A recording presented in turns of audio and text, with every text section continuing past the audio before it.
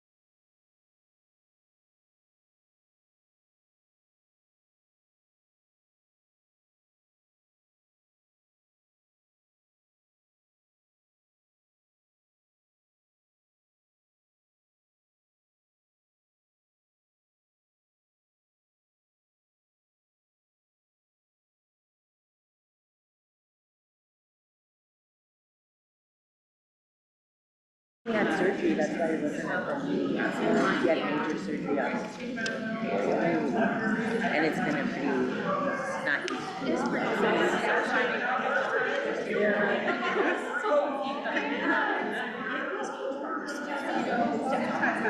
good to hope by the time. So what? Do you want a mic? You want a mic? I can use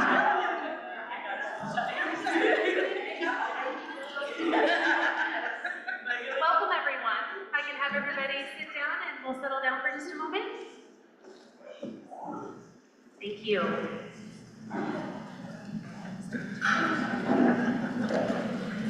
All right, so before anybody really sits down, if we can stand for the pledge, please. They don't sit. All right. Ready, begin.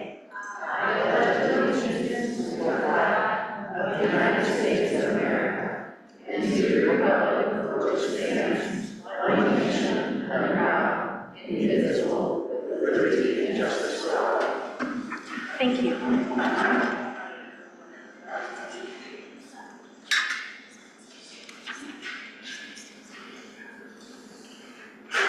All right, roll call.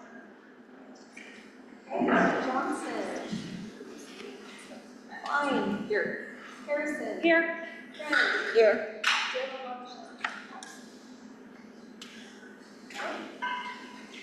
All right, I entertain a motion to approve the agenda. I'll move to approve as submitted. Do I hear a second? I take that. Thank you. All approved? Aye.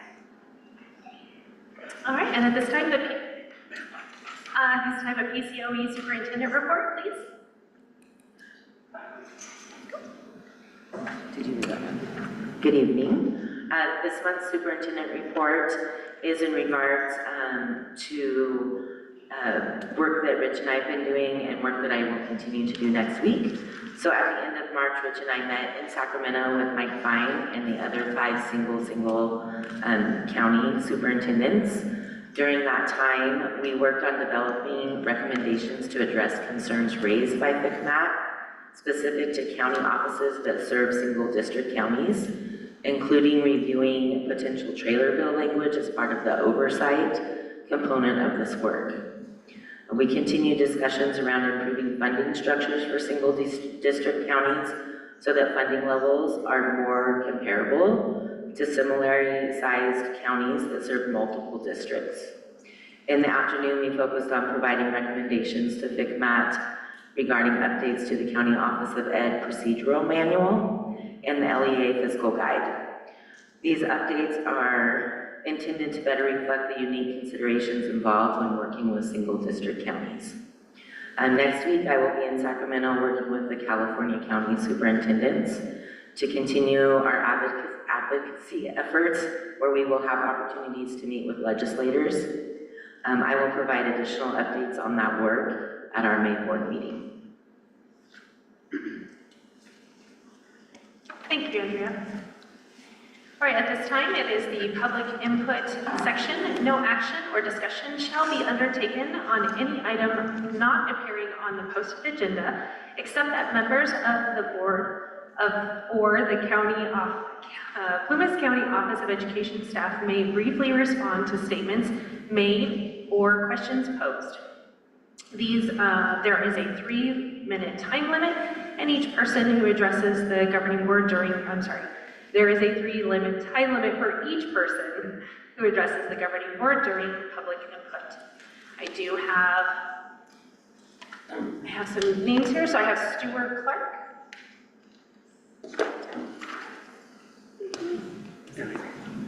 Here? Oh, they get a big thing. Thank you very much. Stu Clark, with me, PCTA. I serve as the Vice President. A little bit higher. A Hmm? little bit higher. Better? Perfect. Oh, God. Thank you. Thank you. I know, you haven't heard those words a lot from us lately, but especially thank you.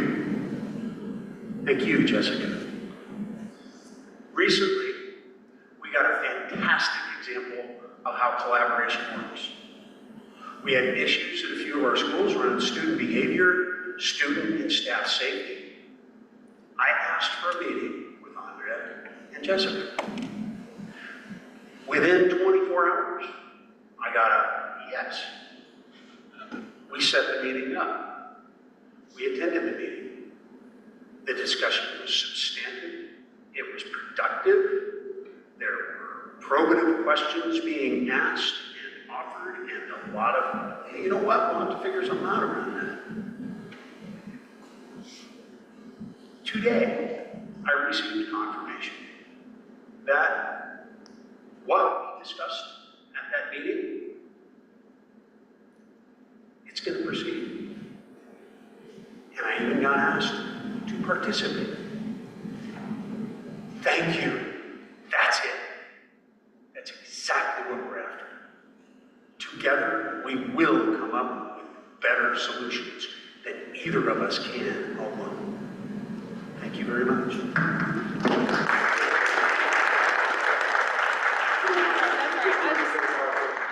Ariella Morgan.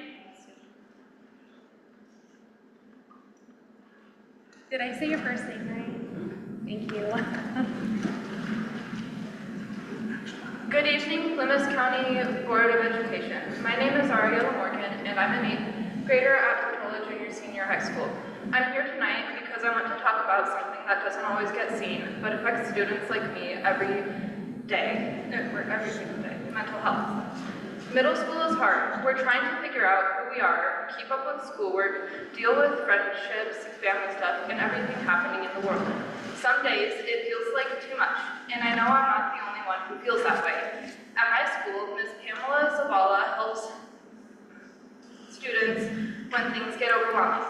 She gives us a place to talk, to calm down, and to feel safe. For some students, that support is the only reason they make it through the day. But now, Ms. Pamela's job is being cut. I don't think adults always realize what that means for us. It doesn't just mean fewer appointments, it means students sitting in class, silently struggling. It means more anxiety, more stress, and more kids feeling alone. It means problems getting bigger because no one is there to help early on. Mental health support in schools isn't extra, it's necessary. If a student breaks their arm, we don't tell them to just deal with it. We help them. Mental health should be treated the same way. When our minds are hurting, we need support just as much as when our bodies are. I've seen classmates who seemed totally fine on the outside, but were going through some really hard things. And having someone at school they could talk to made a difference. Sometimes it even saved them from making choices they couldn't take back.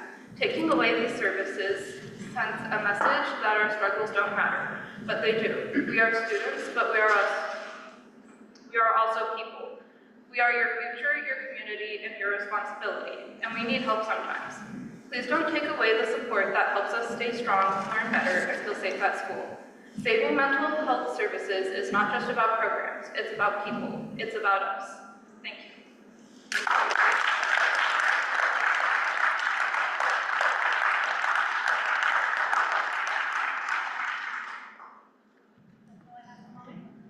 Was there any others that would like to come forward? I know you didn't fill out a form, but I still want to offer the podium if you'd like it.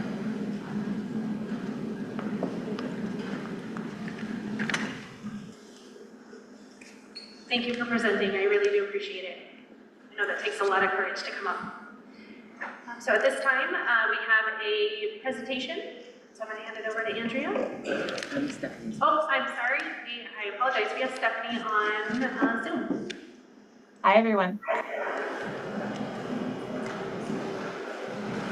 Andrea, would you like me to get started? Can you guys hear me? Yeah.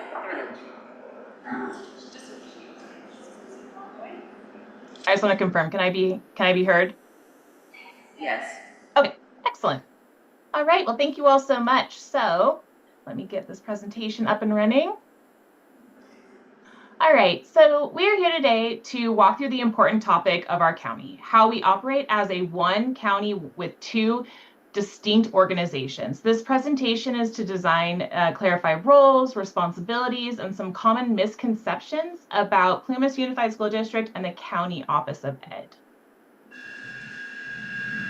So this presentation is really about clarifying. In Plumas County, we share a geographical area, sites, and often collaborate closely, but we're still two separate organizations with different roles, budgets, and legal responsibilities. Questions often come up during our budgets and staffing discussions about who oversees what. Today's goal is to clarify and explain those differences so that we can make it a really important, informed decisions and reduce confusion.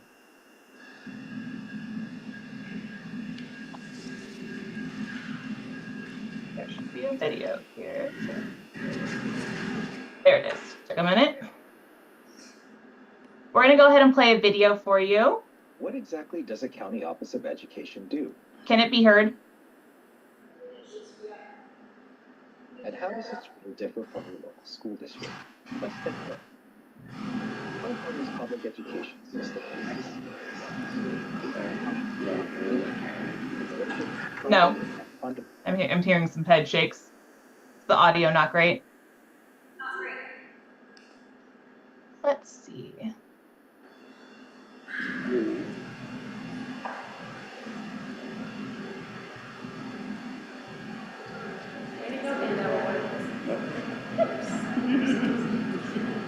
You want to see the chair?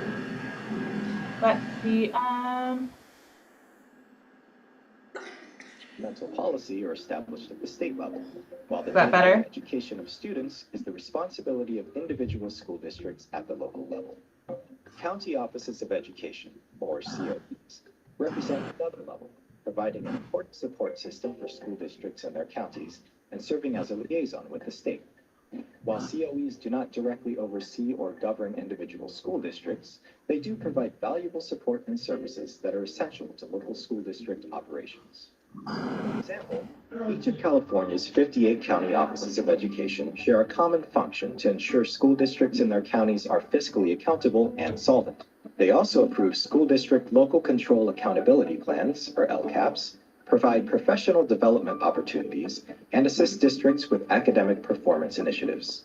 Most COEs also directly serve their county's most vulnerable student populations, including students who have been expelled from their home district, students who are incarcerated or are on probation, homeless and foster youth, students with severe special needs, and early learners through a network of state-funded preschools. A multitude of additional supports are offered by many county offices, some of which include hosting student events and competitions, student enrichment, residential outdoor education programs, and much more. Each county office of education is overseen by a county superintendent of schools. In all but 5 counties, the superintendent is a publicly elected official who runs the COE. Each county also has an elected county board of education, whose responsibilities include approving charter schools and hearing inter-district transfer and expulsion appeals. The county board also approves the COE budget and local control accountability plan, but has no authority over individual school districts. For parents and students, your local school district is the most relevant agency for policies and decisions impacting your child's education. A school district's governance team is composed of the school district administration and a locally elected board of trustees. Local school boards have broad power to approve and create budgets, hire district superintendents, develop and select curricula aligned with the state standards, and set district-level policies, including those related to facilities as well as health and safety.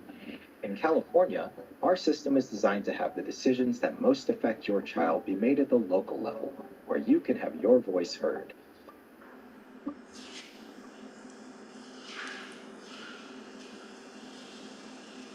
What exactly does a county office? Okay, so that video is publicly made and is presented at a lot of county offices. We thought it was a really great and concise way to explain the differences between a district and county office roles. Don't worry, this presentation will also be available on our website. So if you want to have if I didn't get to hear it correctly, you'll be able to hear it after this presentation. So California has 2 educational entities in every county. School districts run, let me make this full screen. There we go. So school districts run the day-to-day of schooling, so teaching, principals, bell schedules, site budgets. But the County Office of Education is a single countywide agency that supports and oversees those LEAs and then operates its own programs as well at a county level, which often are foster youth and homeless, alternative education, sometimes CTE, mental health supports, and other student supports.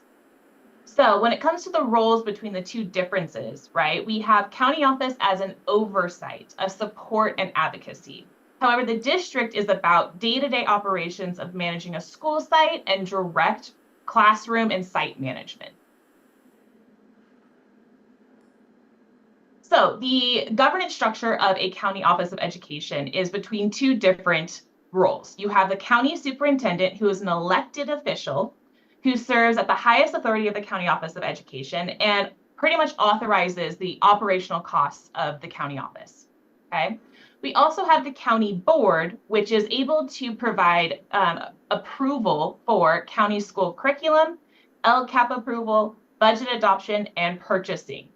So the key distinction is that county office governance is separated from the school district authority. The superintendent leads the operation of that authority, and then the county board governs specific policy and a few approval areas.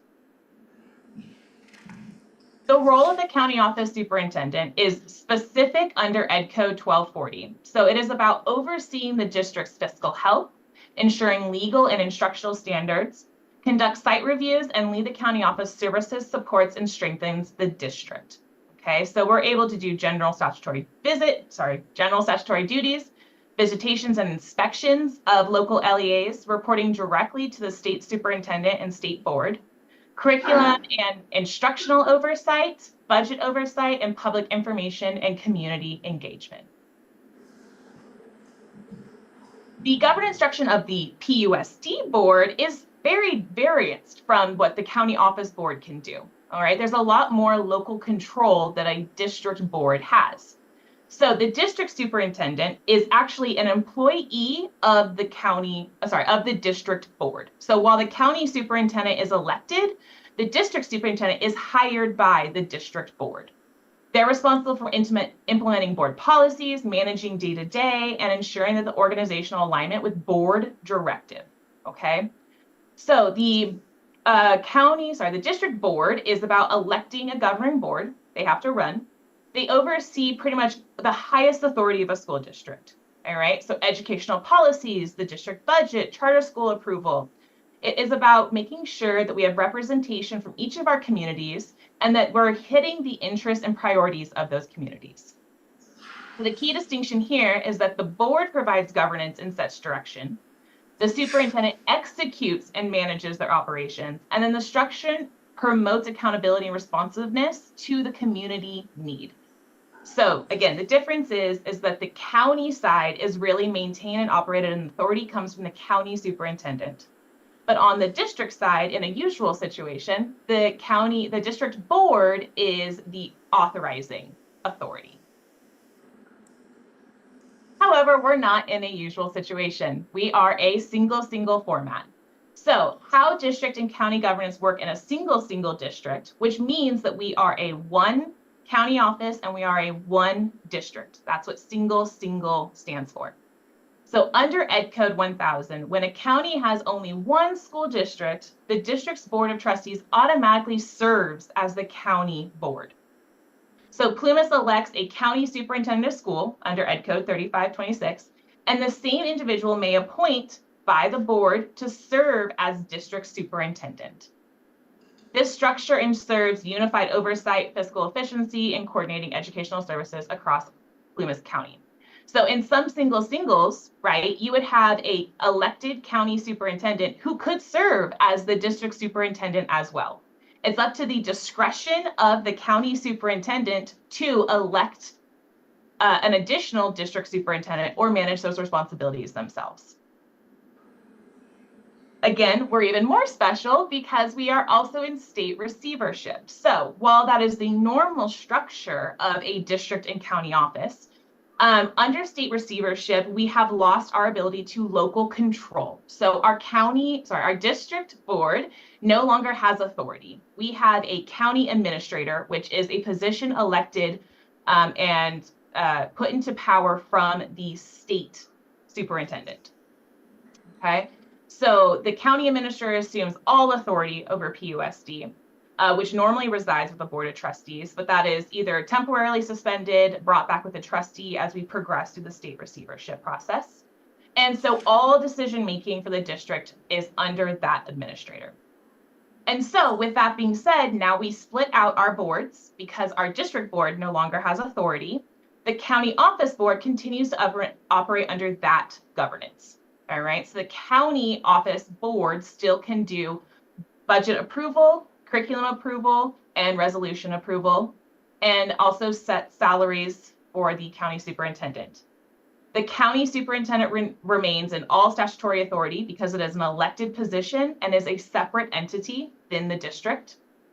So the key distinctions is that for PUSD and state receivership, the authority has completely shifted to an administrator. PCOE maintains its normal guidance and governance structure. And so this is just temporarily tied to our state receivership. As we progress through the state receivership and able to meet our obligations and show our fiscal solvency and pass through the FCMAT comprehensive review process, little bits by little bit does the authority of the district board come back. So what are the results of being a single district, right? So there are some pros to being a single. We have streamlining governance and operations. We're able to consolidate resources and shared services to increase the efficiency and strengthen collaboration, reduce widespread disparity. It also allows us to operate under one educational ecosystem, allowing us to better serve the students in our community. However, there is a second side to every coin, and so there are some cons to being a single. While the system is here to improve equity and collaboration, there's also some blurred lines that can occur between PCOE and PUSD. So for example, budgets are separate funding and mandates and are completely misunderstood as being shared. They are not. Governance, there is one board and one superintendent serving dual roles, except for our situation where we have shifted into a state receivership process where our boards do not share that authorization. And then staffing and district employees work side by side, leading to sometimes some misunderstandings of who their supervisor or funding sources can be.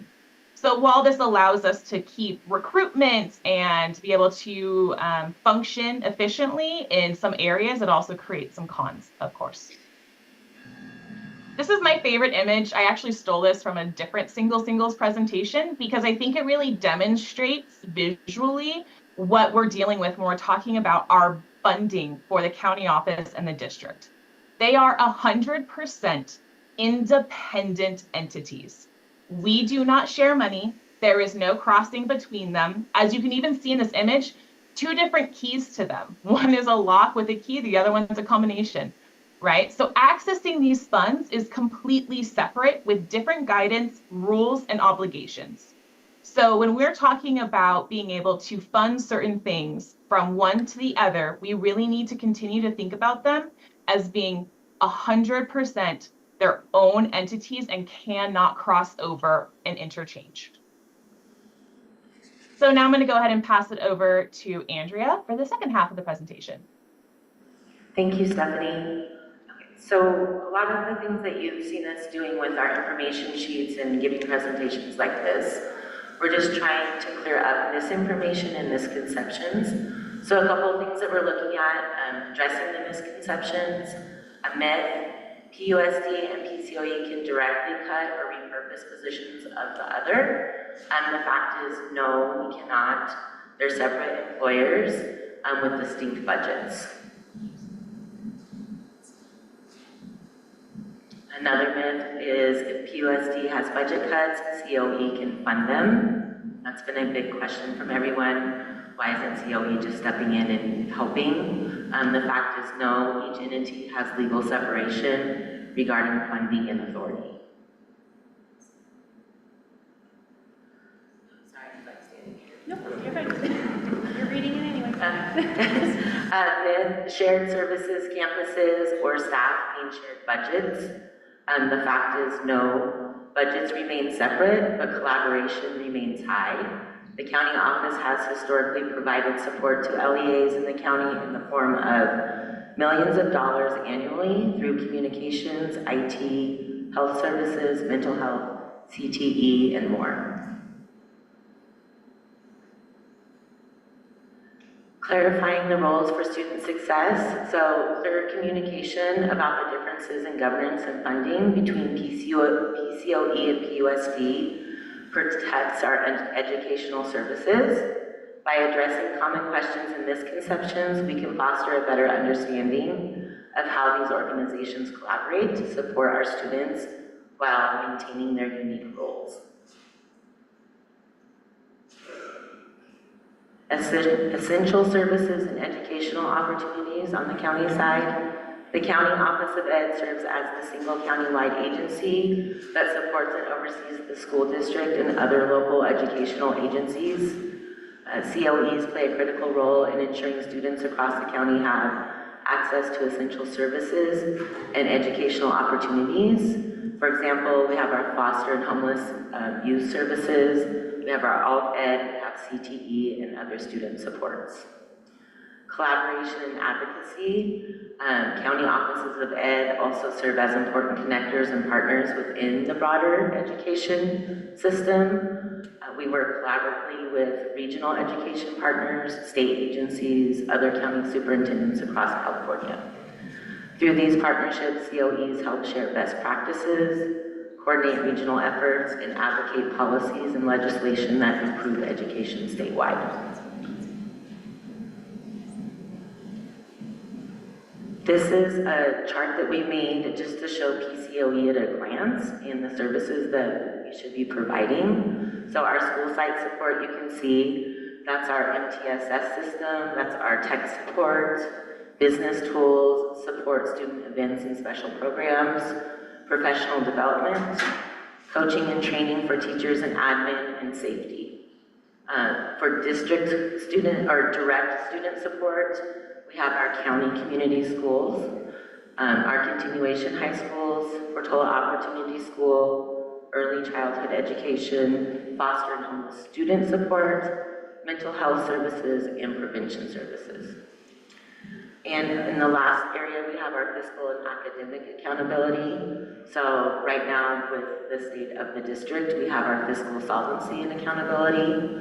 We have targeted supports for school sites, our LCAP development, review and approval, and then Williams compliance.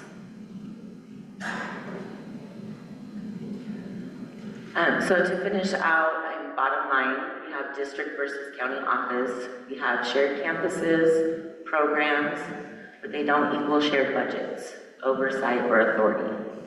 Ownership matters. Some facilities and services are county office of ed responsibilities, not district. Why it's confusing. District and county work very closely, and discussions about budgets and staff can blend together. Clarity reduces friction. Defining who does what eliminates confusion and conflict at meetings. Protects services. Clear roles ensure essential students and family services continue to run smoothly. We have legal compliance. Separation of duties ensure we follow state law. And the bottom line is collaboration is real. Budgets and authority are distinct. Both the county and the district need to operate within their means. Thank you. Does anyone have any questions? Yes. I do. So are you saying that of all the districts, because you said you can't transfer things from the district to the county, so there isn't any programs that you can transfer from the district that were, you know, to the county to help out the district, like, I mean, nursing or mental health, you know, is there any programs? Because you said here you can't. Right. Mental health services are on the county side already. So even though there's been some cuts to mental health, we're working on what we can bring back for next year. We know that that is important for our students. And there's no other programs that the district is paying for? That not at this time. Like right now, the nurses, they could be on the county side or the district side. Right now, the funding on the district, that's a very distinct funding that we have for the nurses. And right now, that funding is fine. So those are things that we can look at in the future. Cindy, we've also moved instructional coaching. I can't hear you. We've also moved instructional coaching to the county side because that is a function to provide professional development. So, if we look at the school accounting manual, right, section 905, which I talked about previously, it talks about that you have to do a work study, semi-annually, for where the money's going for employees that are, funds. Has that been done?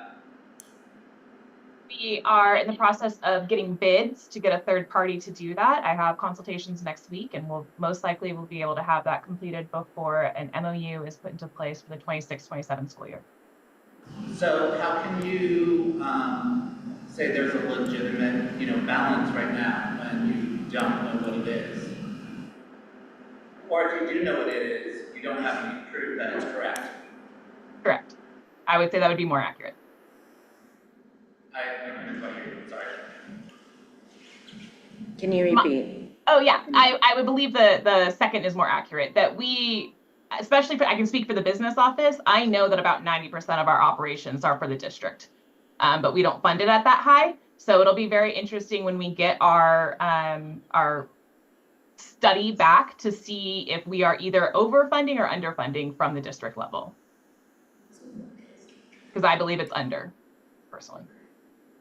And then, Ms. White, you said you haven't gotten rid of all mental health services, but my daughter was receiving counseling services and those were cut immediately. And then the wellness coach position has been cut. So what, outside of special services for special ed, what mental health are you offering students still? What was she receiving her counseling under? Was that under e-therapy? Yeah. E-therapy was cut district-wide because that was grant funded, and the grant funds actually ran out early last fall. Right. No, I understand that. So we have our behaviorist in the district right now, and we have our wellness coach back at Portola High School right now. Looking ahead at next year, that's what we're looking at, is how we can provide those services. Will you be providing them for elementary as well, because there's nothing here, and they need it back. Our hope is to have a behaviorist district-wide to start with, and then build upon that.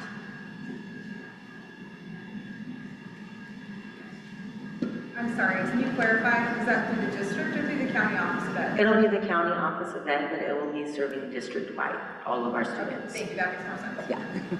And then my question was the study, or is PCOE paying for that? Okay.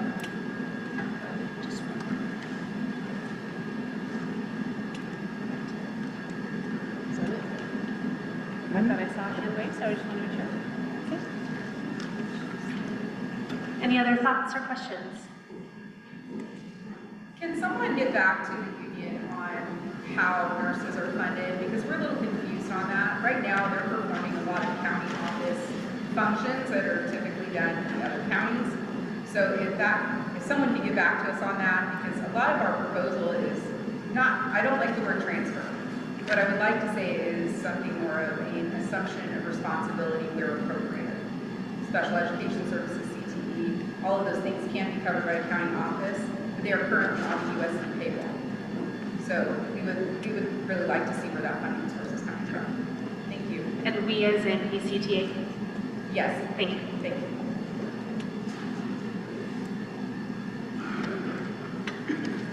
All right, and if nothing further, I'm going to go ahead and move forward. So we are on to leadership, number 10. There is a resolution on the table, and I'm going to have Ms. Melissa Neal share her information about this. Here. Welcome. All right. Good evening. You're all well. We, the Ed Services Department for PCOE, in collaboration with the local planning council, which is a council that is made up of early childhood education collaborators from First Five, Head Start, Plumas Stars, FRC, and Plumas Rural Services. We're seeking approval for Resolution 2526-08, celebrating the Week of the Child. And we've actually turned it into the month of the young child because young children are so exciting. So we're seeking resolution of that. Our LPC council, each organization has contributed something for our young learners.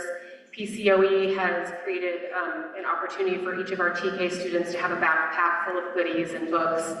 And we've opened up TK enrollment for 26, 27, and each of our school sites are hosting a TK enrollment event. So just seeking approval to celebrate our young learners. I'll move to approve resolution 2526. Do I hear a second? I second. All those in favor? This resolution requires a roll call. Oh, my apologies. Klein. Aye. Harrison. Aye. Dale and Tommy. Thank you. Thank you.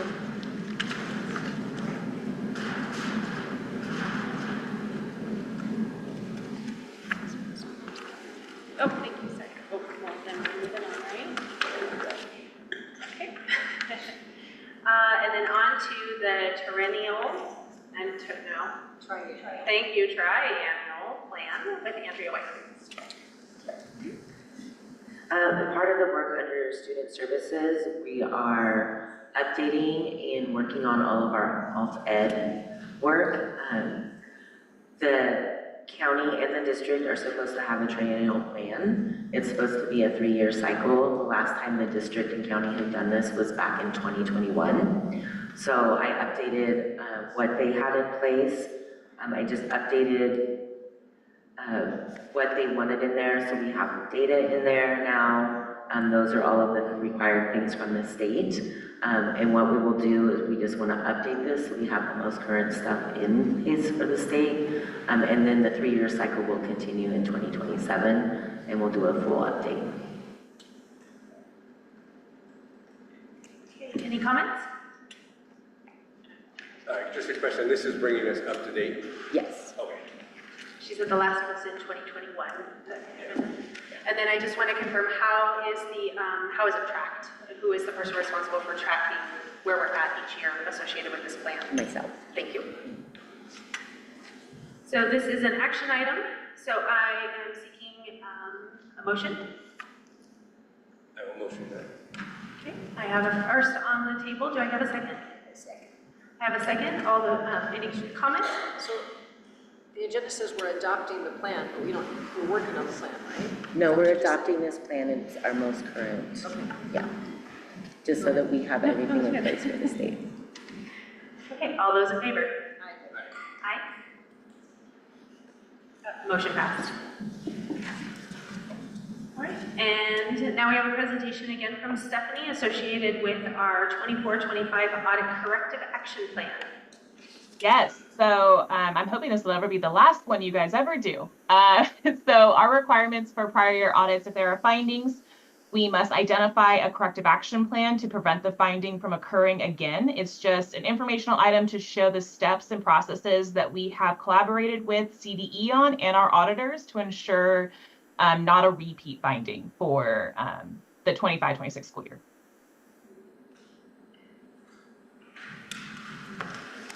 And this is information only? Correct. Thank you. Oops, sorry, moving on. All right, next on the agenda is, just for information only also, is our PCOE service contracts. Do we have any comments associated with it? Okay. And then any personnel items that we need to address today? No. Okay, perfect.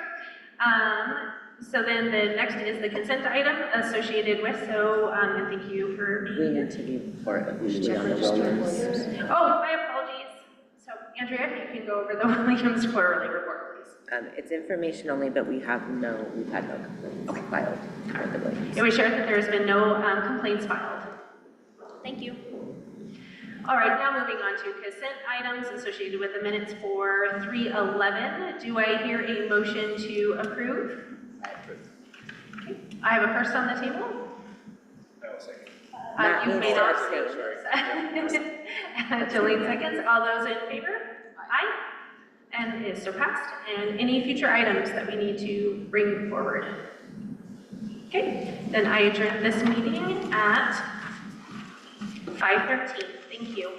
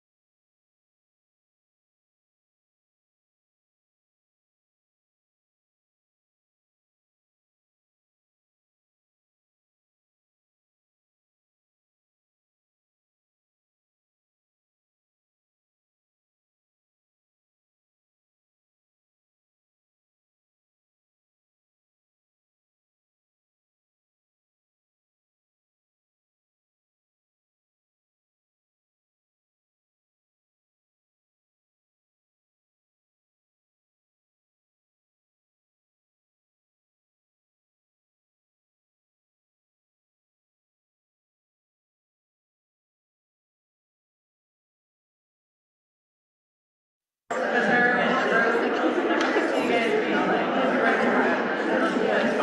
we'll go ahead and get started.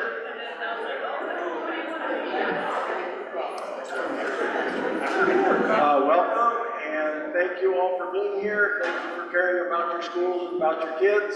And we will begin by calling the meeting to order, and we will begin with the flag salute. So please join me. Please join me to the pledge.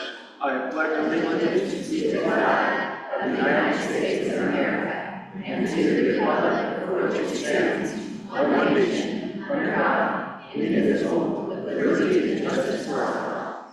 Thank you.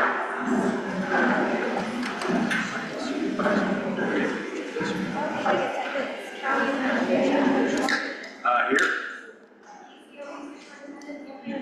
Present. All right. The approval of the PUSD agenda. We'll approve the agenda as submitted. And then we will go to our educational partners update, and we have Andrea White to give that information. Tonight's educational partnership update includes our information sheets for staff and families. Our Monday information sheets will continue. Not only are the information sheets sent to families, staff, and board members, we also did a press release with Plymouth Sun so that our community members also have access to the information that we share. All of our information sheets are available on our website under the fiscal update tab. We have been discussing about our FICMAT visits coming up. Everyone's been busy uploading the last of their documents. As I shared last month, our FICMAT review session will start in May. Human resources will be reviewed May 12th through the 13th, followed by facilities May 13th through the 15th. Pupil achievement review will take place May 19th through the 21st, and the finance review will occur May 26th through the 28th. Finishing up with our community relations and governance June 1st through the 2nd. We received the interview schedule for FICMAT. We will be sending out information to ask staff and stakeholders to volunteer to participate in interviews with FICMAT.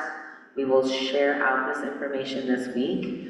So we are working on, we'll do like we did last year, to families. We sent out the parent square where families could sign up for it. We also put it in the Plymouth Sun, so if there were community members that wanted to take part, and then they can fill out the Google form, and then we just pull from there.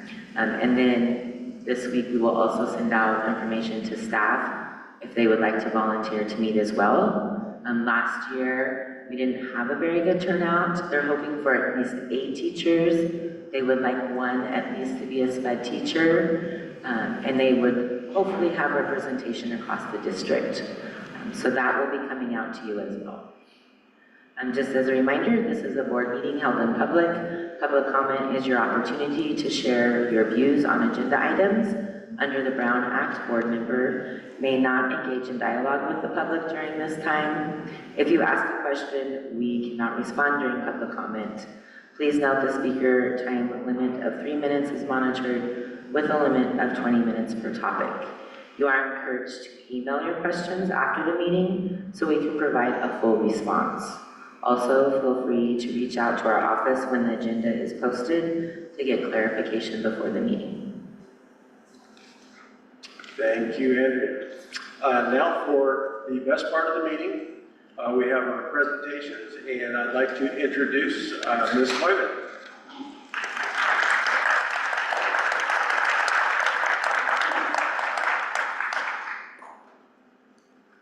So I have the privilege and the honor today to recognize one of our students. And before I do that, I just wanted to welcome you all and thank you for being here. It's great to see so many faces in our cafeteria supporting our school. But here's why we're here right now. It's my great pleasure and honor to recognize Amelia Brubaker. If you could come on up.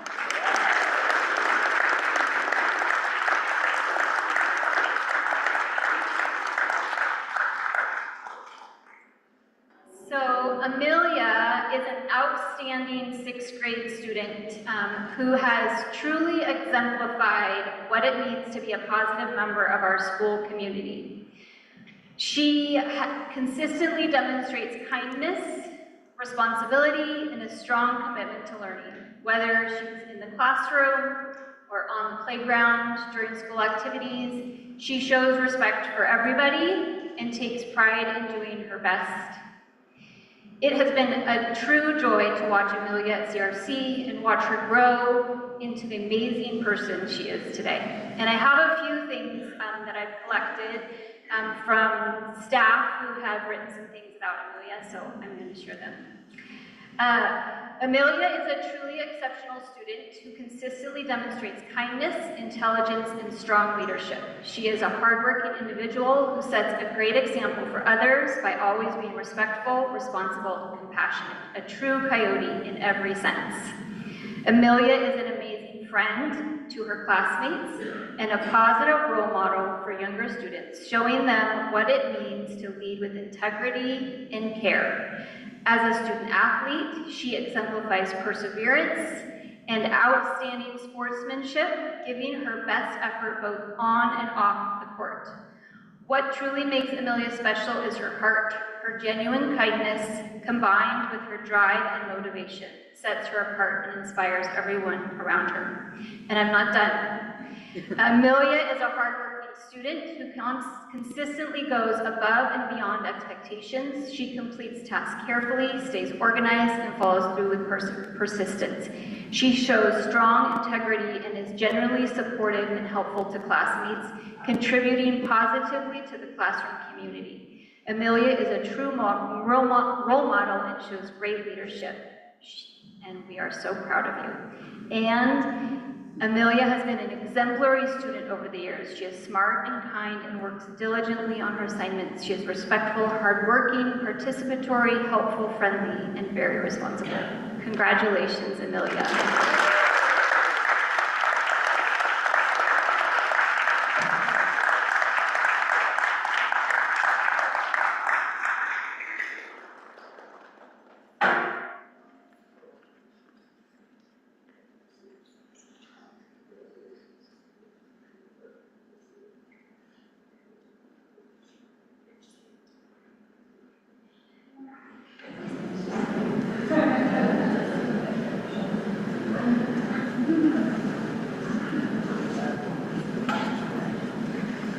Well, a big congratulations to Amelia and to her family.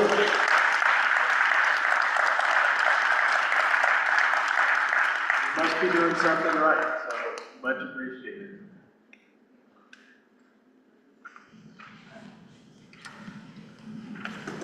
You still have the mic here.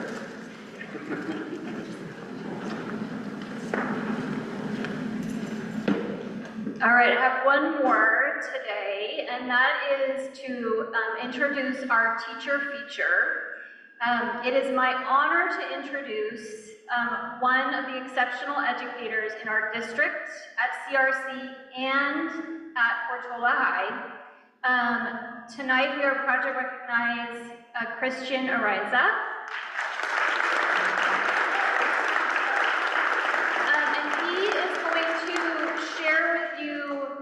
That he recently did with the whole county during our all-county band day. But I just have to say, while he's here and we're showcasing his work, that it is just a true, it is, kind of goes beyond words what he is able to do with our students. He is able to engage them and inspire them in just this incredible way, and he leads the class with respect. And the kids all know what they need to do, and he breaks down new ideas and new material, and like it's just amazing to watch him work. And you see everyone literally in concert with each other learning, and they are so inspired to go to his classes. So it's really great. Thank you so much for doing this, Christian, and here you go. Thank you so much, Mrs. Quayman, very kind. I have some videos I'd like to share with you from the event that we just had that Mrs. Quayman mentioned. Do we have those videos ready? Are they up here, or? Yeah. Okay, if we could just get the first video pulled up, it doesn't need to be played yet, but I guess I'll speak for a second. Mrs. Whiteman asked me to speak with you guys today about our program, a wonderful, wonderful music program that we have here in Portola. Like she mentioned, I teach here between CRC and PHS as well. Super, super awesome things happening with our music program here in Portola, as well as in Quincy, Chester, and Greenville. You'll see here too. Let's talk to the other video, that second video there, if we can. Thank you. Here at CRC, I teach a bunch of subjects, even just here alone. With grades under 5th grade, we do what's called general music. It's basically developing all the music literacy that we can with them before they join band. They choose to join band, essentially. I think of it like a band boot camp, essentially, for them, giving them all the fundamentals that they need to be able to be a musician. They work with boomwhackers and recorders and percussion instruments. They do a lot of singing, a lot of awesome stuff for them. And then once they reach 5th grade, they get that opportunity to join band, where they can pick from multiple woodwind, brass, and percussion instruments. There are a couple students in here. Who's in band in here? Any students in band in here? Yeah, a couple of students here who are in band, which is pretty cool. But once they finish 6th and 6th grade, they move up to high school, where we offer high school band. I offer guitar as well at the high school.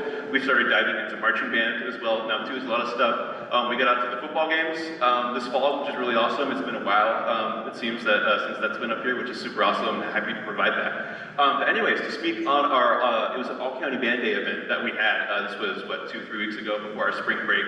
What we do, myself, Mrs. Jane Brown and Eliza Hardy over in Greenville and Quincy, we came up with this crazy idea of taking all of our band students together, as you can kind of see here, sticking them in the Greenville gym and making them all play songs together, which is super awesome.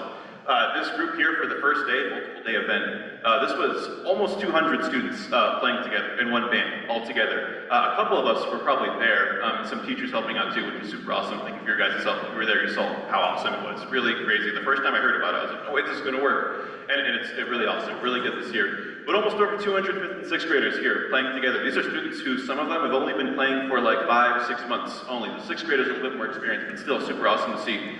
So let's get this video going. You're going to see them run through a couple songs, basic stuff that you heard before, but literally 200. This first 2 rows alone is just flute players. Really awesome stuff. Get some audio.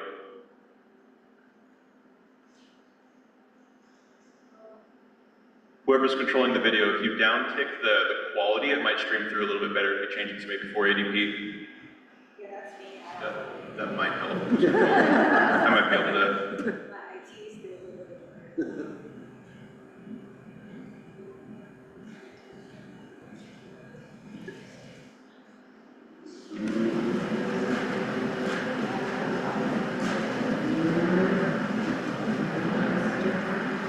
It looks good on the computer, not on the TV. Oh.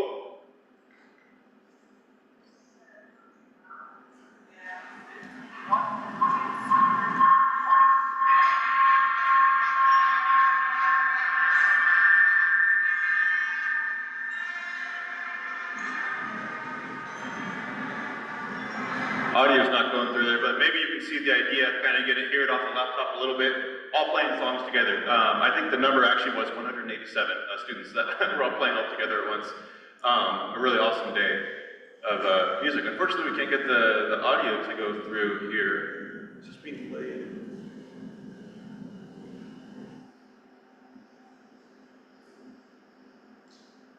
Yeah, that's unfortunate. Well, at least we have the visual here. So you can see the idea of at least what was going on. All your basic songs. We pulled in students from Chico State and UNR as well, both sides of the Sierras coming in together in Greenville, which was super awesome. I had some actually former students that I worked with, my students at Chico High, who now go to UNR, pulled them over. So it's a very, very awesome stuff. We had a bunch of high school helpers as well on this first day too. That 187 number was just 5th and 6th graders. Probably another 20, maybe 30 high schoolers were also helping out. On the same day, you kind of see some of them hanging out over here on the right. Amelia, we know Amelia, right? There's Amelia playing the flute. Pretty cool, we know her, right? There she is playing the flute. It's another thing she can do. Very cool. Some other students maybe you recognize. And all this is on YouTube, right? Oh yeah, this is on YouTube. You guys can check this out. This is Bob Green. It's Liza Hardy, the Quincy music teacher. Her father posts everything that the Quincy band program does, so we can view this right here on YouTube. Super awesome event though. We just gathered all 5th and 6th graders, put them together, and played with this giant mass band. And you guys can essentially get the idea of what was going on. It was really awesome. Sounding actually pretty good too. Whoever was there, like, not too bad for, 200 elementary kids playing together. I think it's fine with the audio, guys. We can move over to the next video just to get a visual is fine. I think we'll call that good since we're having some audio issues here. So no worries.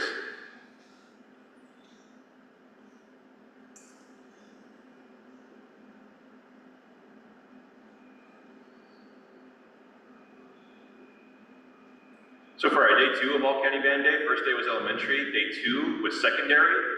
We essentially did the exact same thing again, but then we pulled all our middle schoolers and high schools together.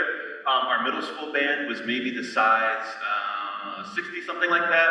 I think our high school was 70 something, and you see this being held here. I got really bored at the end of the event, decided to play with them. So you see me in the front right there playing, I play clarinet, kind of cool.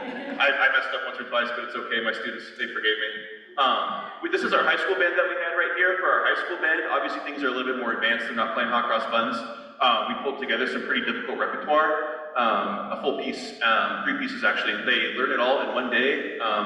All the high schoolers who are in band from Loomis County playing together some pretty difficult and intense repertoire and performing it that night. So pretty cool. They get like 3 or 4 hours or something like that to put that music together. And it's really unfortunate that we can't hear it because they did really good on this piece. There's Kira over there. Kira's here. She is right there. And her saxophone. Very cool. We brought in a guest conductor as well. This is actually the Red Bluff High band director. We invite different people.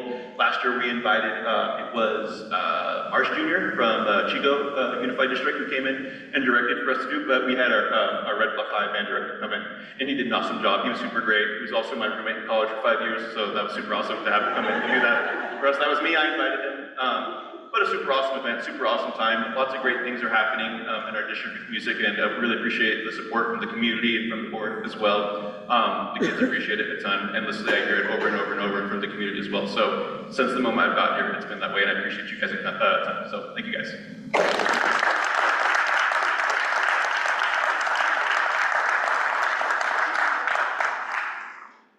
Thank you, Mr. Reza. That is truly impressive. What a great thing for our kids. I actually know the guy from Red Bluff High. I've known him since he was in high school.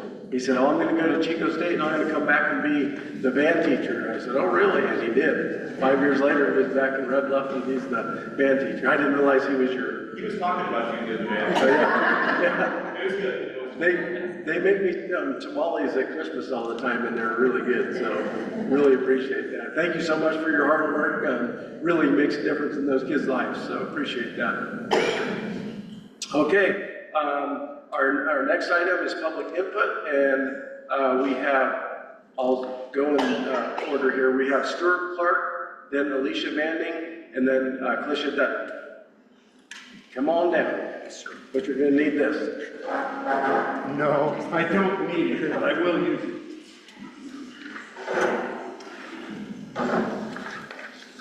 Good evening. Stuart Clark, representing Lewis County Teachers Association. I serve as the Vice President.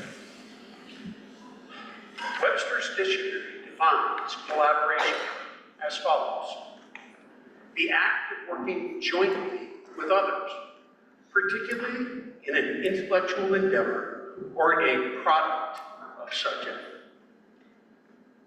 We are absolutely committed to working with you to achieve our ultimate product. Students who are fostered to become the most productive, most prepared, most collaborative, most successful citizens each one of them can be. We saw one earlier. That is our sole guiding goal. We assume, and honestly, we've just given some evidence of it, but remain undecided if that is your primary concern or goal. Because collaboration works only when all parties have a seat at the table when working towards the goal. There, unfortunately, on the PUSD side, have been numerous examples both historical and current, of a lack of collaboration with affected parties of decisions. Some of these, but not exclusive list, regarding job assignments and locations, pay and benefits, workplace conditions, particularly with regard to safety, materials and information required for our mandatory legal representation of our members not being provided. Sometimes the communications about them being ignored. Repeated requests to participate in decision-making ignored or simply rebuffed. Unfortunately, quite recently, a number of decisions that did not involve collaboration involved basically handed down by fiat and required compliance. Your goal, obviously, first and foremost, is balancing the budget. We endorse that 100%.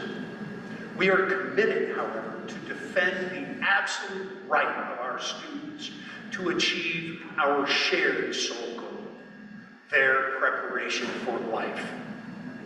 Balancing the budget with unnecessary layoffs harms our students, period. In good conscience, we can only say no to that solution. But in humility, in goodwill, and persistently, I've said this month after month, we offer freely our prodigious experience in collaborating with you to find and implement better solutions. Thank you.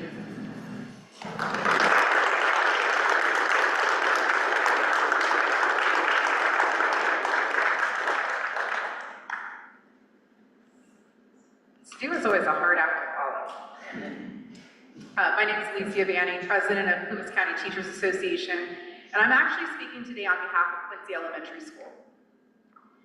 Recently, one of their staff, teacher, resigned her position after the March 15th date.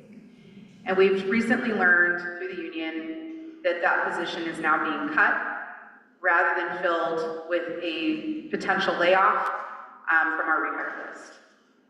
I have to implore this body to reconsider that decision. Quincy Elementary is facing up to 3 combination classes with student populations as high as 30. Studies have shown time and time again that the larger the class size, the less teacher attention per student.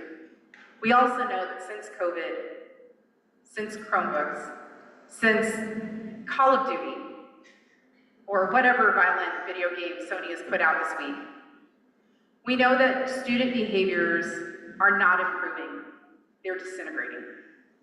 The more students that we have in there versus the teacher, the less learning that's going to happen. This is particularly frightening with our most vulnerable population in our K through 3 grades. Fundamental reading skills, I am not an elementary school teacher, but I see the effects in high school when those fundamentals are not met. Even as we see these kids aging out of elementary school, problems in high schools and middle schools are increasing as well. I implore this body to reconsider that cut. Every teacher counts. Every student deserves a single grade level class. They deserve the best education we can provide. We need to do better. Thank you.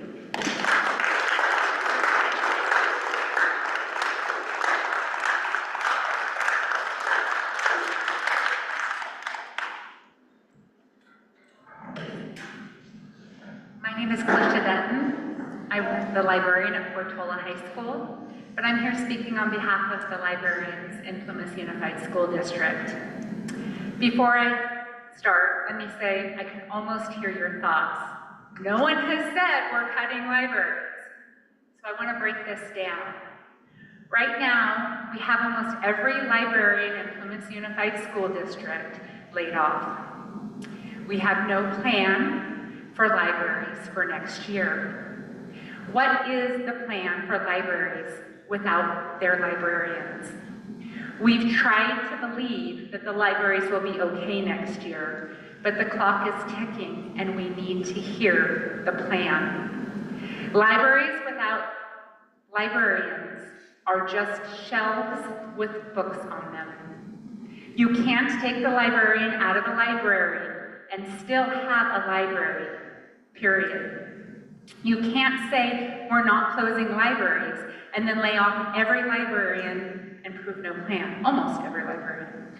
In the absence of communication, you get speculation, and so we can only go on the information that we have. It is fair that our public wants to know what you plan to do for our libraries. Who will do the job that we do next year? Who will receive, process, check out, manage, and hold students accountable for district textbook resources? We have a math adoption this year. Who's going to process those books before the start of school and get them into the hands of teachers and students? Who will provide access to each site's individually curated collections that we've built that fosters literacy in the students and creates lifelong readers and, most importantly, critical thinkers? Who will order the new books, process them, and manage them, help the students find a book that engages them? Who will file the paperwork with the Department of Education? Who will provide storytime activities at the elementary school libraries? Who will lead book clubs? Who will provide a safe place for students to interact and to connect without their cell phones? I'm not here advocating for my job, though don't get me wrong, the classified and teaching staff that have been laid off really want to be employed.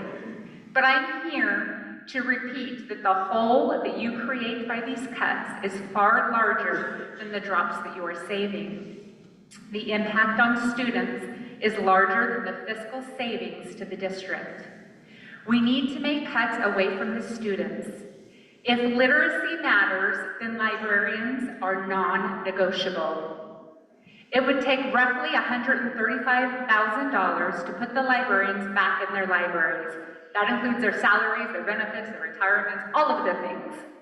I know that we are in a fiscal crisis, but staff providing services to these students shouldn't be the target.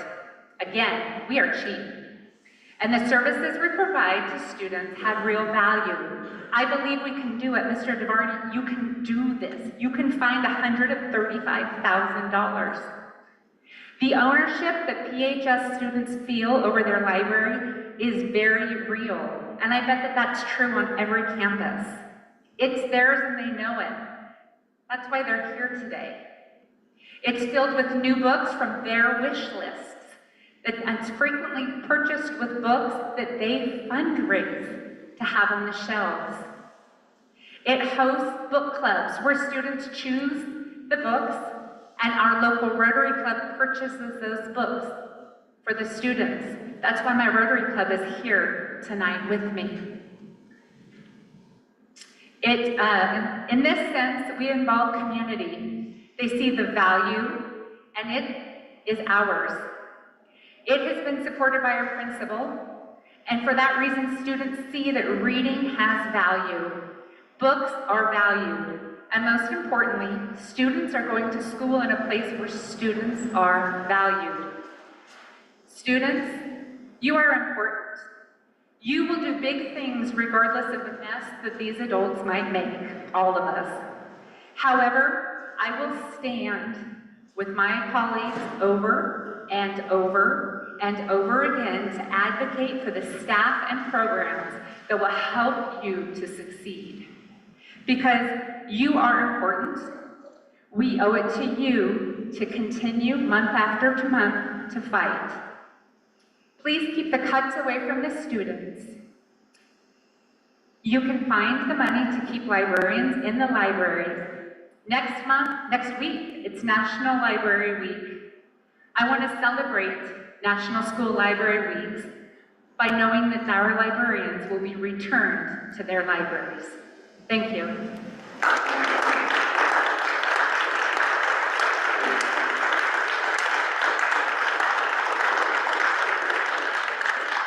Thank you. The next three are Jasmine Rios, Brenda Ross, and Cindy Krim. Please try to keep your comments to 3 minutes and be mindful of other people that would like to speak. Thank you.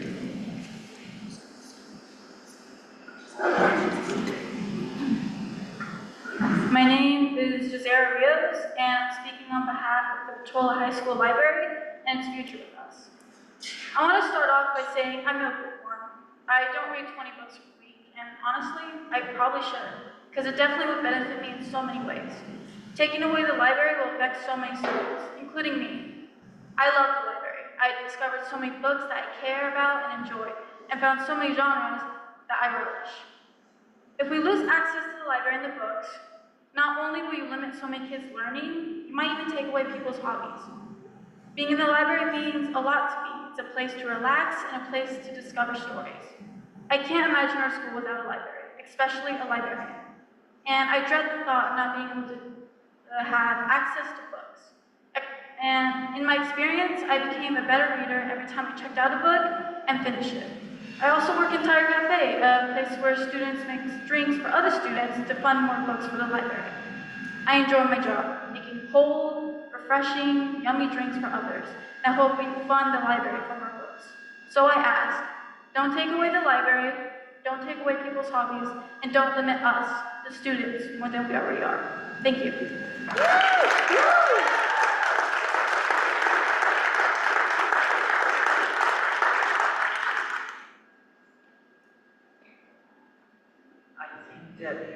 Is this on? Okay. All right. Okay, thank you. My name is Brenda Ross, and I'm here to speak on behalf of our libraries and our librarians. And it's my pleasure to be here to speak for them. And a little bit closer. Okay. Okay. Because I think I have some information that not too many people think about very often, perhaps from the outside and maybe even the inside of our educational system.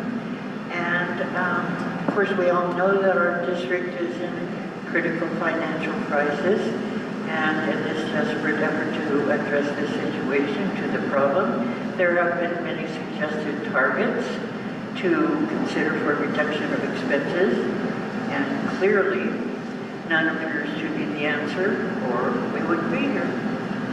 So, sadly, it occurs to me that if we continue to pursue this slash-cut method without carefully considering the consequences, that those that we have dedicated our lives to help are destined to become the victims that we hurt.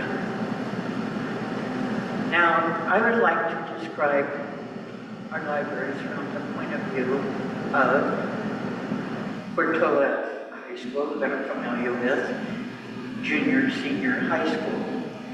Every classroom has its own focus on their subject, but the one place in our school that has a focus on all subjects is our library. It not only focuses on all subjects, but it has leisure reading. It's a place of comfort. It has information on all those subjects, and it's very welcoming. It is an environment that is open to everyone who feels completely at ease. Now, not only does the library have paper information, but it also has access to printers, computers, and the tools for getting ready or helping students to find the tools necessary for presenting presentations, to make speeches, for debating, or preparing members' projects, preparing for, to greet the Rotary clubs, or the city council, or even the board. Now, more importantly, the library is a safe port.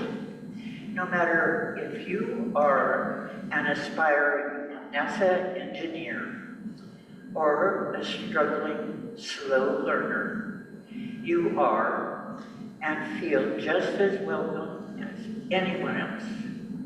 A student might visit the library to dive into the sensitivity of handling negotiations with a foreign diplomat, or simply kick back to take a breath before taking that make it or break it graduation test. All students need it, they use it, and they appreciate it, whether they know it or not, or they could explain it to us. Now, for instance, when students enter the library, they magically fall under this sort of spell.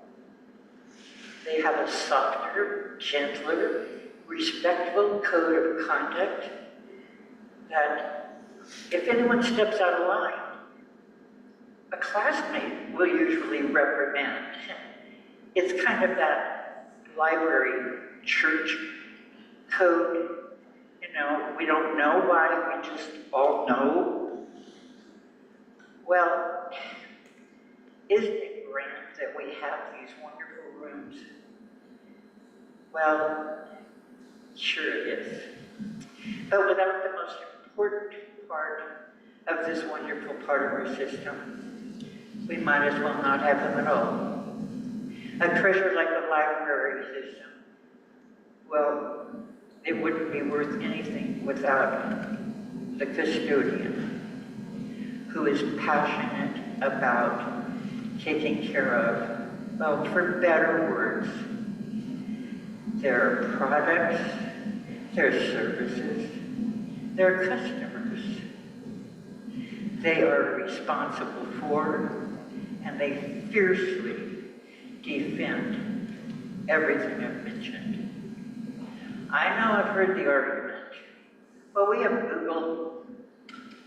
Well, if you put on a balance scale for a student who needs that human support, you put technology on one side and the librarian on the other, there's no contest. Our libraries are the hub of our school. They're the one place in our schools where every single student feels absolutely equal. Our district is considering cutting positions or perhaps eliminating them completely.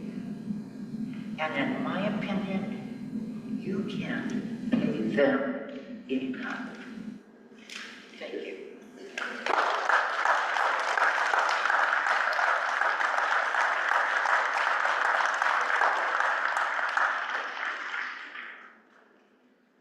We only have a few minutes left. Please try to stick to the 3-minute limit. Cindy Krim. We've gone over.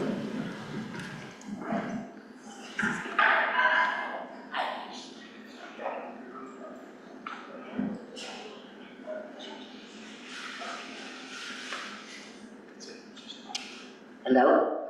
Yes. Hi, I'm reading a letter from Kevin Goss, our District 2 supervisor, regarding the school busing, or lack of it soon. And it just says, Cindy, please read this for me as I cannot be there. To all the board members, as a graduate of Taylorsville Elementary, Greenville High, and former business owner in Greenville, and current county supervisor serving District 2, I'm writing to voice my opposition to your potential move to discontinue bus service to the students of PUSD. Our county is a large rural county which presents many challenges on a good day to get to school.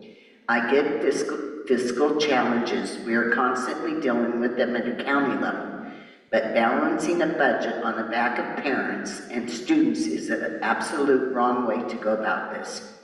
You are now asking single parents, parents with 2 incomes, grandparents, daycare providers to juggle even more.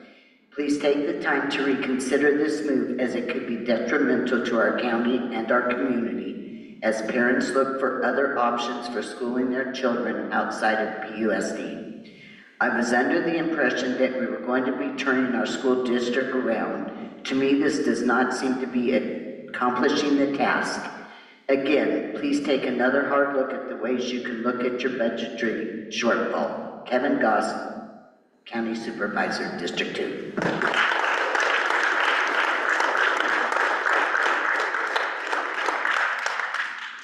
Courtney Reed.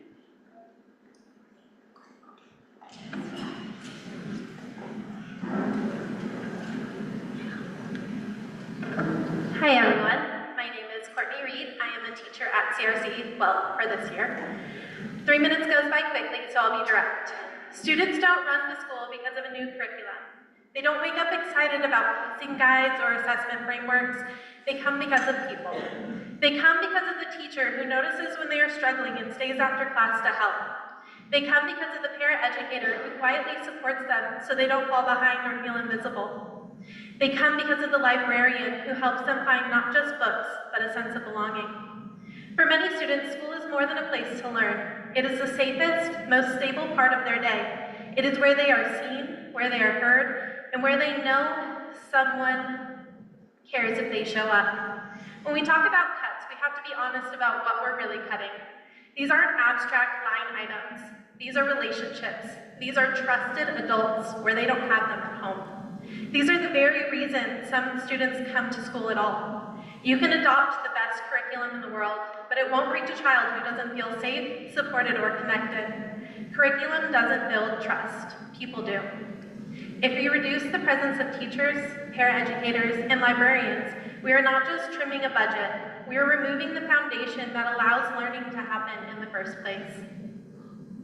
I ask you to think about the students who rely on school not just for education, but for stability, encouragement, and care. For them, these adults are not just extras, they are essential.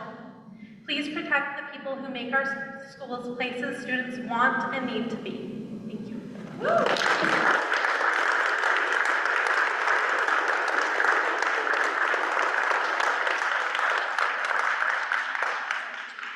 Thank you all for your public comments. Much appreciated and heard. So we'll get through this. Our next item is our fiscal cash flow report, and this is not an action item, but I'll introduce Stephanie. Go ahead. Hi everyone, this is a standing budget or a standing agenda item just to make sure that we're tracking our cash flow, especially with the state insolvency that we went through this year. So we are projected to be able to meet all current obligations in our current year. All right, thank you. Leadership, Melissa Leal. These are a lot of policies, so yeah. Thank you. Our policy committee reviewed all policies for April. We are seeking approval of all policies as presented with the exception of Board Policy 4218.1. We would like that removed as we are not a merit-based organization.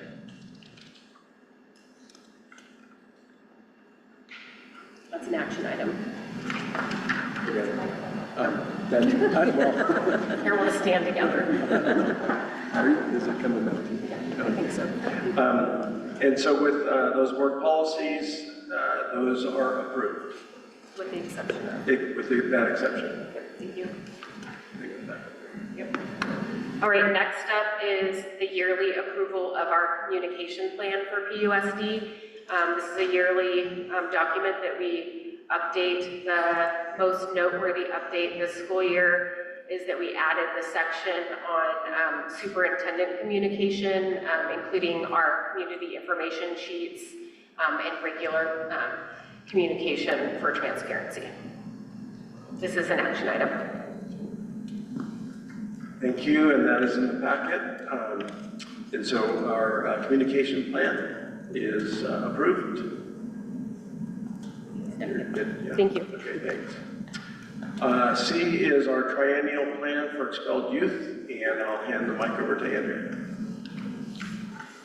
This is the same item that we approved on the county side. This is just updating the plan that should have been updated back in 2024. The last time it was updated for the district was 2021. Okay, we saw that presentation in the county board meeting. So the triennial plan for expelled youth is approved. And the Williams Quarterly report. report? I have nothing to report. There's been nothing filed. Thank you. That's an information item. Student achievement, SELPA curriculum adoption. This is an action item, and so I'll introduce Jessica Stone. Hello, everyone. All right, I'm just kidding. I have a little presentation. So tonight I'm seeking approval for a district-wide curriculum for our SDC programs. But I'm just going to take you through real quick the process that we went through to get to tonight. I pointed at your computer. Yeah. Display. Do you want to just go for me?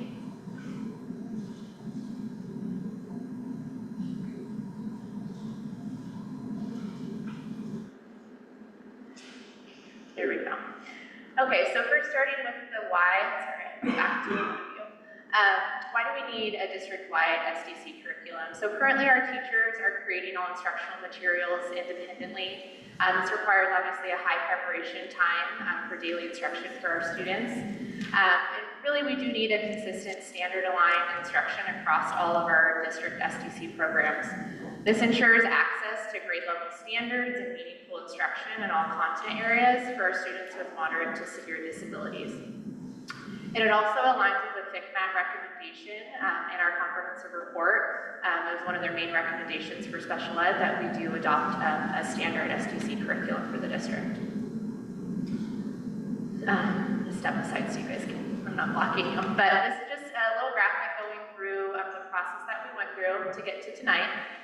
So the Curriculum Adoption Committee was open to all educational partners. We had teachers, parents, some of our specialists, and administrators involved that wanted to be involved on the committee.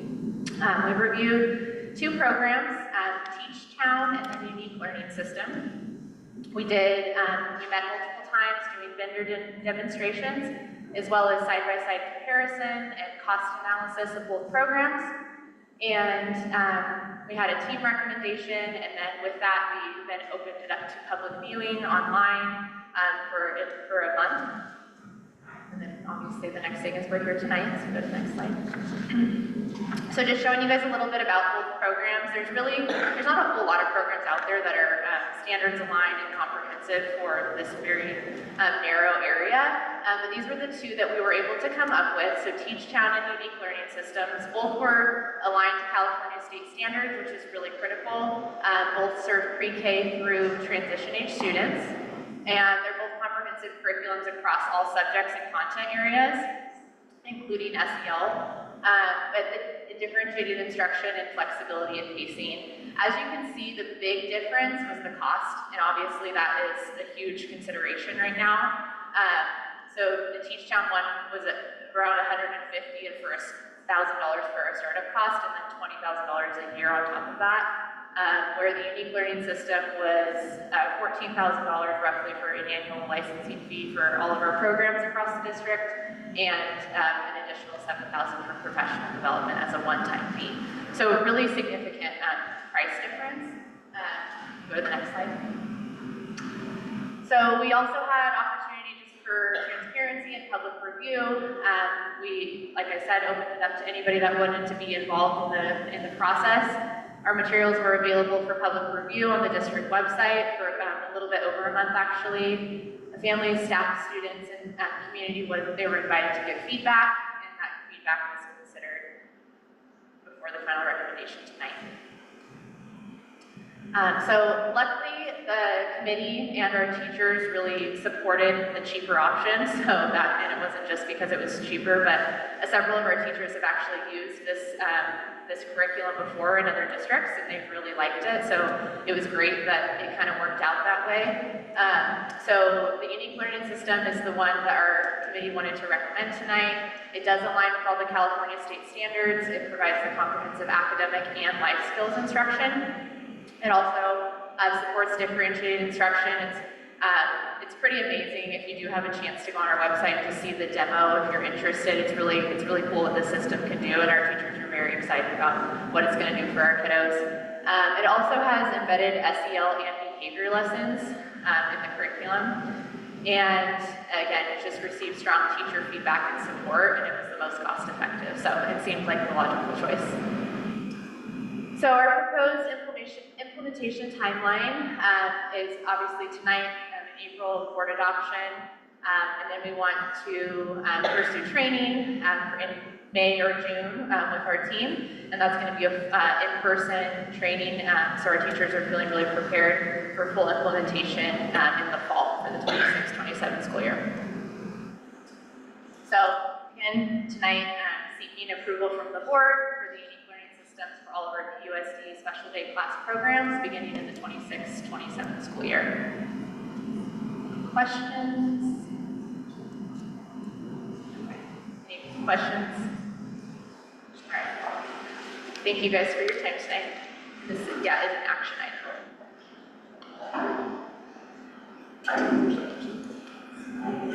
Thank you, Jessica, and thank you for all of the people that put the time into studying those two curriculum, and just appreciate your time and effort there. I think this is really important to our students with IEPs, and I think it'll take care of us for a while and feel like we're up to date. So thank you very much.